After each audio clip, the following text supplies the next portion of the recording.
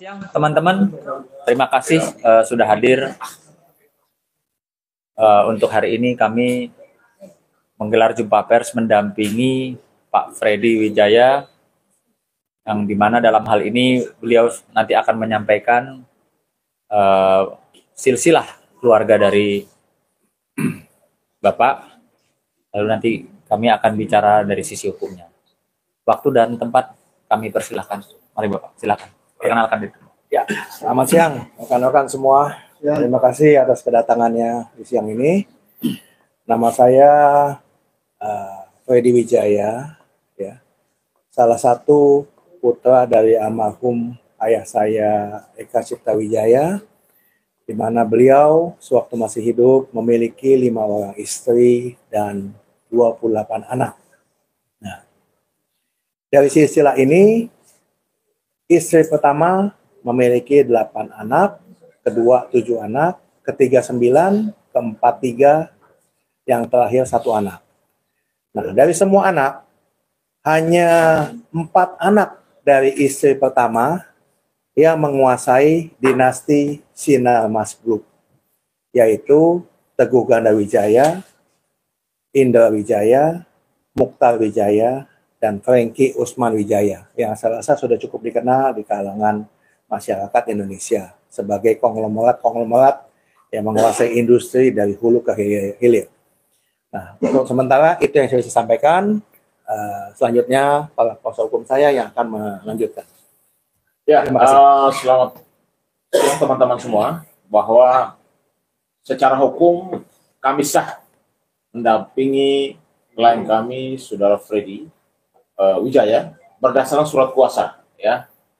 Jadi surat kuasa sudah ditandatangani kemarin Pak, ya, kepada kantor hukum Sunan Kalijaga dan juga partners.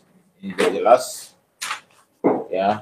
Ini sudah ditandatangani di meterai 10.000. Ya, artinya secara resmi beliau menunjuk kantor Sunan Kalijaga bersama tim untuk mendampingi Saudara Freddy Wijaya untuk memperjuangkan hak yang sampai saat ini beliau belum mendapatkan.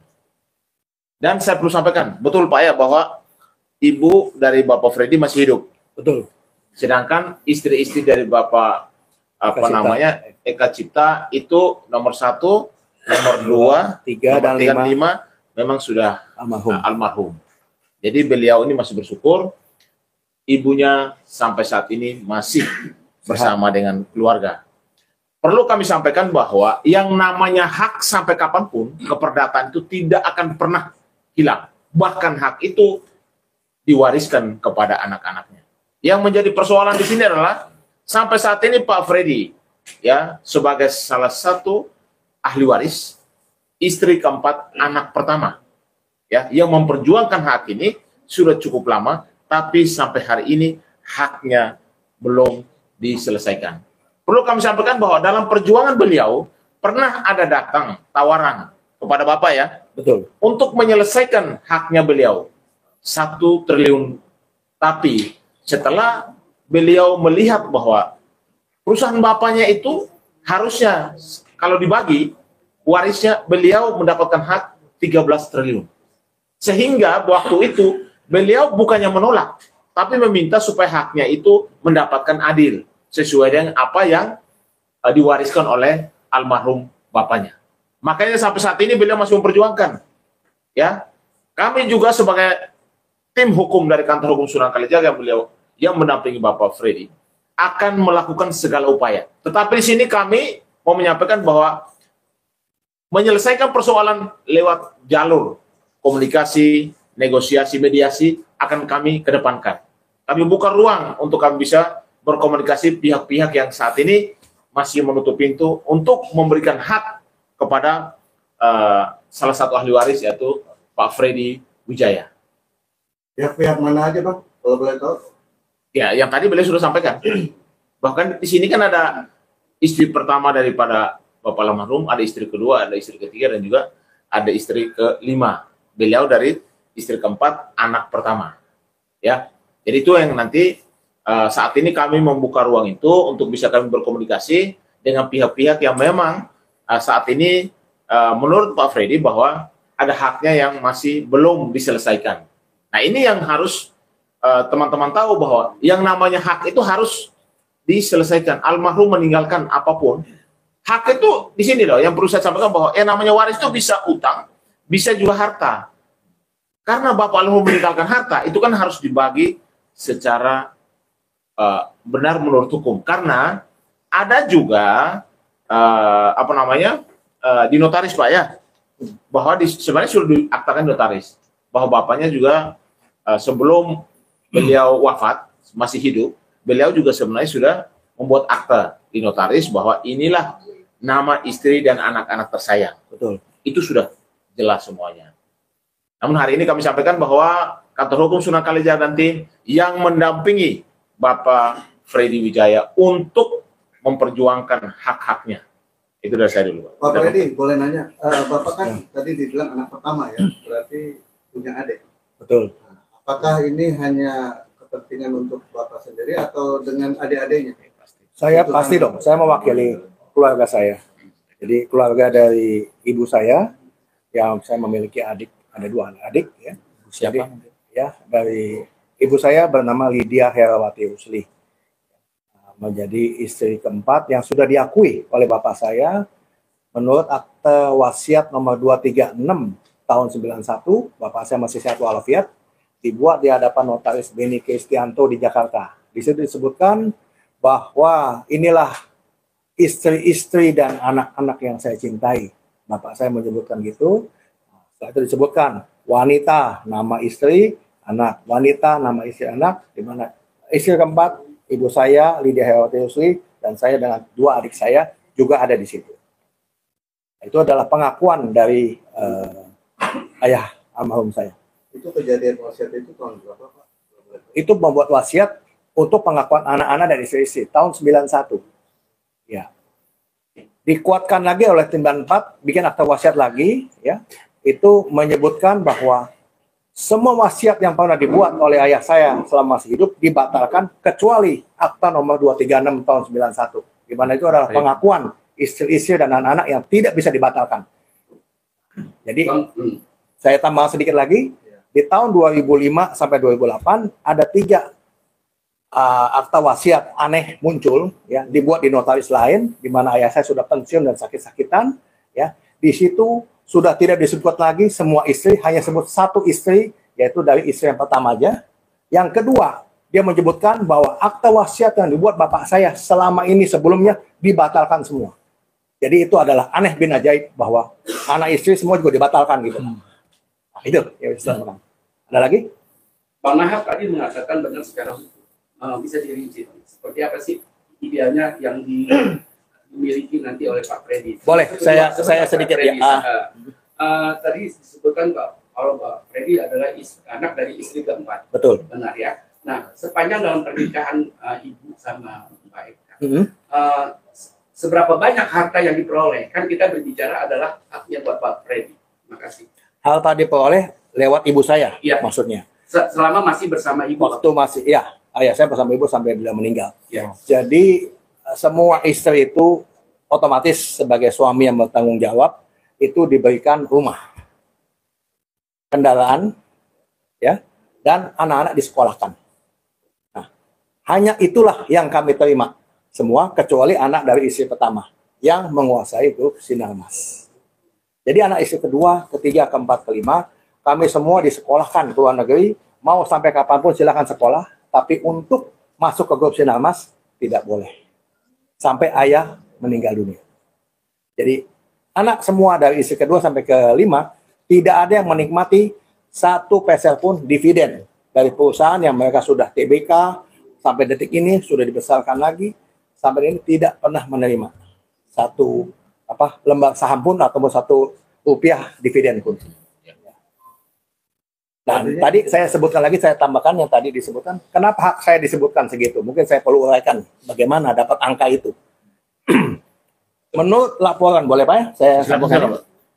Saya investigasi laporan tahunan waktu itu tahun 2019, dan ini pernah saya bawa dulu ke pengadilan.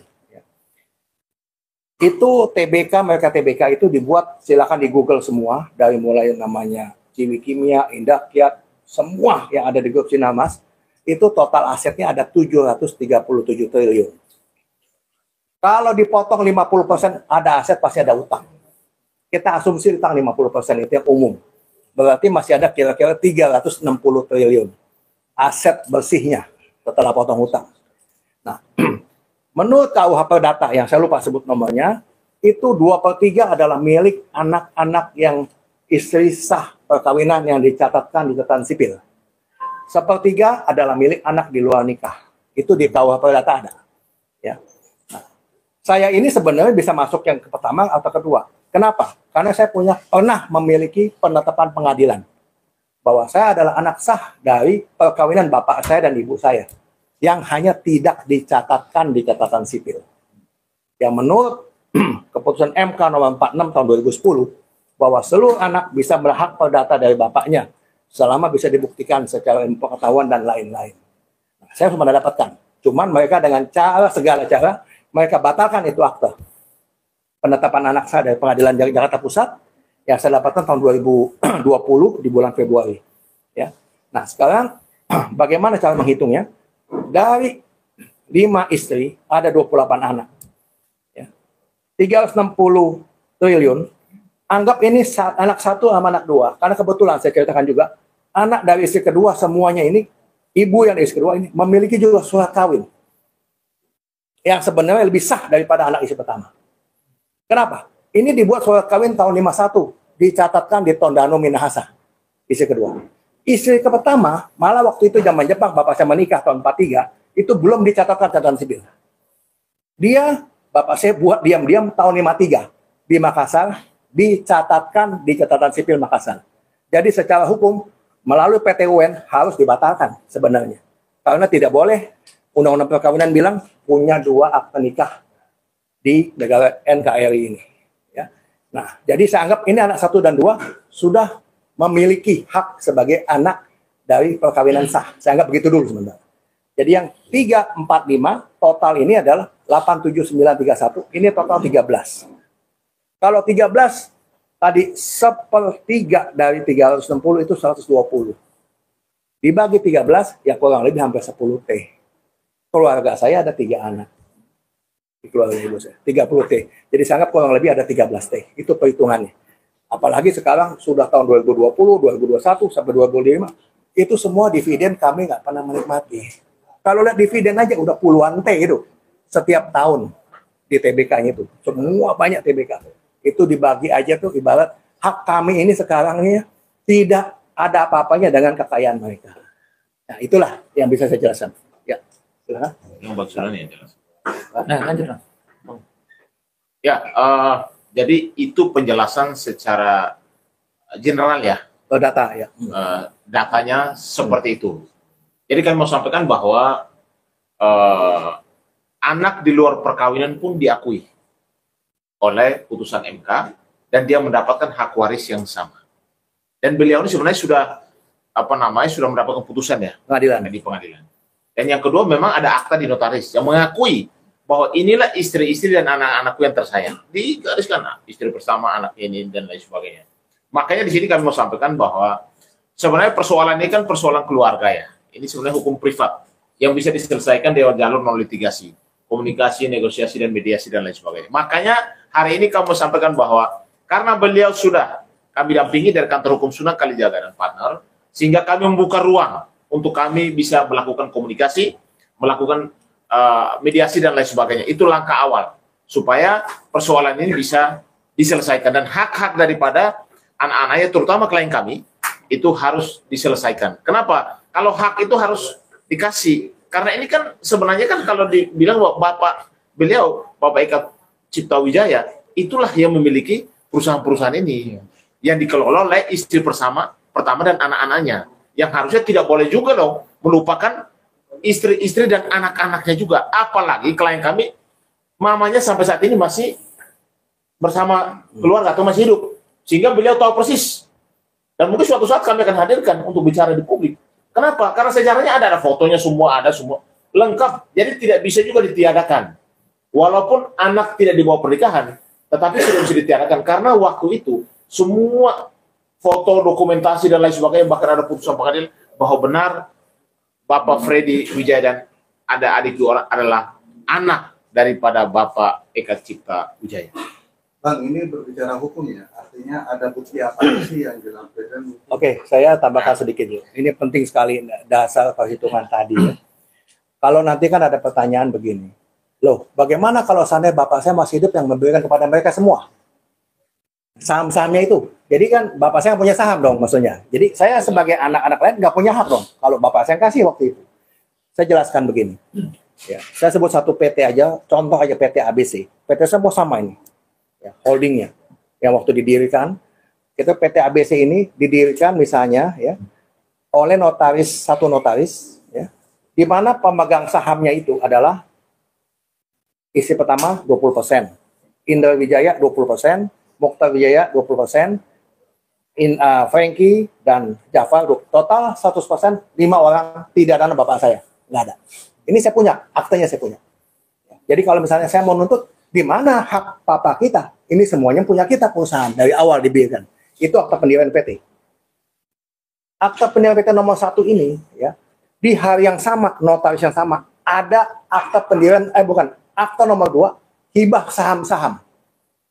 Nomor 2, hibah saham dari Mokhtar Wijaya, contohnya kepada bapak saya. Nomor 3, Frankie Wijaya kepada bapak saya. 4 dan sebagainya, sampai semuanya 0 gitu. Di situ disebutkan bahwa seluruh uang yang dipergunakan untuk mendirikan PT ini 100% berasal dari bapak saya. Jadi tidak boleh saham ini dijual apa semua, bapak saya yang punya. Itu dan semua itu saya punya kopinya. Jadi artinya apa? Ya maaf nih, saya sebut pidana sedikit ya. Penggelapan. Ada pasal penggelapannya juga. Atau kalau lebih keren lagi sekarang TPPU-nya juga ada gitu ya. Ya. Nah, itu jadi jangan nanti ada sanggahan, bapak kita nggak pernah punya saham, kamu mau nuntut apa? Nah ini saya perlihatkan nanti kalau memang diperlukan ya Pak ya. Nah itu silakan. Jadi mungkin siapa aja? Ya tadi sudah disampaikan. Kalau soal bukti nanti kami akan siapkan dalam hal mungkin bertemu dengan pihak yang berseteru atau di pengadilan atau di penegak hukum. Ya, tapi penjelasan tadi dari klien kami saya rasa cukup lengkap. Ya, ini kan secara general dulu nih.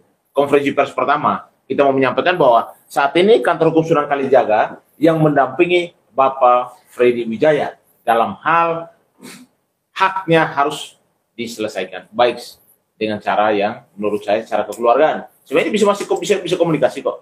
Saya rasa tidak bisa juga dong ya ada salah satu ahli waris itu ditinggalkan begitu saja. Sedangkan bapaknya meninggalkan harta yang begitu besar. Yang harusnya bisa berbagi dan berbagi harus adil dong. Ya kan? Jangan sampai ini mungkin sampai ke kakak-kakaknya, kita juga tetap membuka ruang untuk bisa berkomunikasi, bermediasi, untuk menyelesaikan persoalan secara kekeluargaan. Kalau itu memang langkah pertama yang kami harus tempuh dengan Pak Freddy ya Pak ya. Itu karena hari ini, karena kami berapa suruh kuasa, artinya segala langkah dan upaya itu kami akan lakukan. Baik itu perdata, kalau memang ada tindak pidananya, itu juga kami akan lakukan. Kalau persoalan tidak akan diselesaikan secara kekeluargaan. Artinya ini bukan somasi terbuka, bukan? Ya, kalau memang somasi terbuka, ini kan juga termasuk somasi terbuka. Tapi secara tertulis nanti akan kami kirimkan. Apa sih permintaan daripada klien kita? Supaya haknya juga harus diperhatikan karena ibunya masih hidup. Ini istri loh, istri dari Bapak Eka Wijaya masih hidup. Yang salah satunya adalah ibu daripada klien kami. Usianya berapa Pak sampai saat ini? Beliau lahir tahun 49. 76 kira-kira. 76. Pak Freddy, Ya. dari perjalanan Pak Eka menikah dari yang pertama sampai kelima, tentu kan kalau kita berbicara bisnis, apalagi sosok Pak Eka, adakah surat wasiat itu merujuk kepada istri keempat dan atau kepada anak dari istri keempat? Surat wasiat dalam arti kata apa ini, Pak? Ya kepada terkait dengan harta, terkait dengan AIUF yang diberikan langsung atau yang diberikan kepada Pak Eka kepada istri keempat. Ya, gini, saya perlu mundur sedikit ya. Jadi waktu itu saya pernah gugat akta wasiat yang diduga fiktif, ya. Yang tadi saya sebutkan ada 3 akta wasiat lain selain yang bapak saya buat tahun 91 sama 94 ya. Itu dibuat bapak saya sudah pensiun dan sudah sakit-sakitan. Jadi apa isinya itu bahkan cuma merujuk satu istri Yang lain nggak disebut istri, hanya nama aja langsung. Ya, nama langsung, nggak sebut anak juga, langsung nama juga. Kalau yang di 91 itu ada nama istri dan anak-anak, pengakuan dari beliau. Jadi waktu itu ya di akta wasiat yang saya disebut fiktif itu yang pernah saya gugat di PN Jakarta Selatan, hanya disebutkan istri pertama namanya istri saya. Ini terus sebut nama, cuma nama langsung, nama anak, yang nggak ada pengakuan anak segala macam. Jadi ibu saya pun ada di situ namanya. Ibu yang ketiga juga ada, ya. Nah, kebetulan yang kedua, begitu waktu tahun 2008 sudah almarhum, jadi namanya nggak ada, sudah diberikan haknya. Ya. Nah, jadi di situ sudah ada pengakuan. Cuma perlu saya sampaikan, ya, di situ ada beberapa yang saya sebut cacat hukum. Contohnya, hanya disebutkan bapak saya memiliki uang sekian, ya, tidak disebutkan semua asetnya. Jadi kalau kita tuh disebut ya, kalau golongan itu kita harus memiliki SKHW pada saat pembagian warisan, surat keterangan hak waris. Itu tidak pernah dibuat dan tidak pernah diperlihatkan kepada kami pada saat pembagian wasiat itu. Jadi di situ kan harus sebutkan sumbernya apa aja, dari mana, sisanya dikemanain. Nah, hanya disebutkan di akta wasiat yang sudah bilang fiktif itu, ya, sisanya diserahkan kepada 5 anak yang di dinasti tadi saya sebut di istri pertama. Makanya itulah kami ada di sini untuk menuntut hak kami. Ya.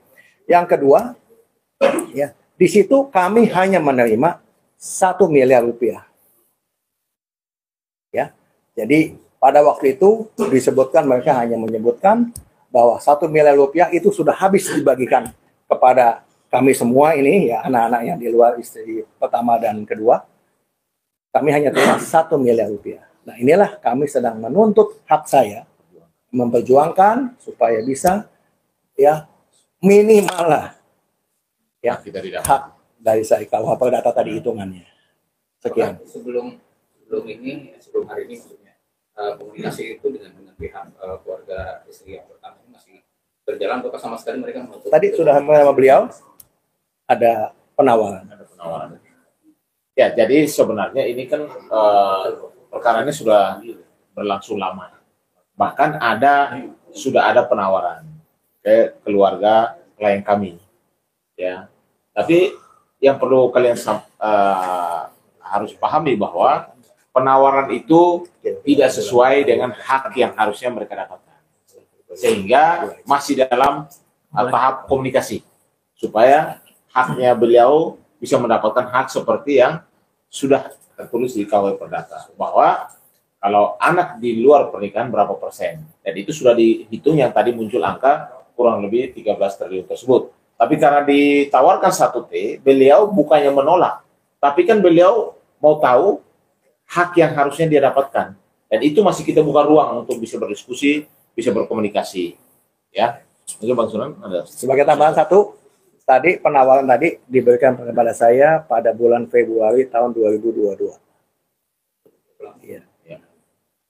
Setelah itu belum ada. Setelah itu belum ada, sebelum itu juga nggak pernah ada. Itu berupa ada aset juga atau? Tidak disebutkan. Pokoknya itu nilai uangnya segitu. Boleh tahu tambah satu lagi Pak Freddy? Oh ya, jadi waktu itu utusannya dari mereka juga waktu menawarkan 1T dan kelihatan saya kurang berminat, jadi ada penawarannya begini, Pak Freddy maunya berapa? Dan saya hanya secara halus bilang, bukan saya tidak menghargai uang 1 triliun, itu kan buat sebagian besar itu besar. Tapi saya cuma mau, kalau bisa saya bisa berdiskusi langsung untuk menanyakan hitungannya dari mana. Nah, setelah itu pintu perdamaian atau pintu negosiasi sudah ditutup sampai dengan hari ini. Pak Freddy, untuk komunikasi dengan istri ketiga, keempat, kelima, Sudah almarhum semua. enggak, maksudnya dengan keluarga mereka masih. Oh, masih bisa. Artinya terkait dengan hal ini mereka Oh, enggak. Saya enggak berkomunikasi masalah ini. Karena waktu itu dari awal pun saya hanya membawa nama ibu dari ibu saya. Dari waktu sejak saya 2019, 2020 saya gugat di pengadilan sampai dari ini saya hanya bawa bendera dari ibu saya. Jadi saya tidak mewakili seluruh anak dari istri 3, 4, 5, tidak. Mungkin bisa diceritakan Pak Freddy hubungan waktu awalnya ketemu dengan ibunya Pak Freddy, bagaimana kisah cintanya? Mungkin dari Pak Freddy. Boleh. Saya rasa itu aja karena menjadi bagian dari perjalanannya Pak Freddy. Izin kalau memang bisa diceritakan. Kalau dokumentasi lengkap sih. Mungkin dari Pak Freddy. Lahir. Secara global aja. ya waktu itu ibu saya cukup saya ini bilang ya. Oke, maaf saya. Jadi sementara kita bicara secara general dulu soal masalah hak yang harus diperjuangkan. Ya, pada prinsipnya bahwa ruang mediasi masih tetap terbuka, tetapi segala langkah dan upaya hukum dari kantor Sunan Kalijaga dan Pater juga tetap akan kami persiapkan. Baik, saat ini somasi terbuka, nanti kita akan kirim somasi juga secara tertulis. Nah, ini fotonya Ren. Ini foto keluarga. Kebetulan saya berikan buat kantor hukum, ya. Ya, mantul. Ya, ini di sini adalah foto keluarga kami, ibu, ayah, saya, adik saya paling kecil. Ini di tahun 80-an. Saya masih belum menikah waktu itu, ya. Dan ini adalah saya waktu kecil di samping dengan papa saya, waktu di rumah lama sekali, masih hitam putih fotonya juga. Di mana tuh Pak? Di mana maksudnya? Apa? Wah, masih dulu waktu zaman masih di Ketapang, Jalan Ketapang. Ketapang. Belakang Gajah Mada Plaza itu zaman dulu.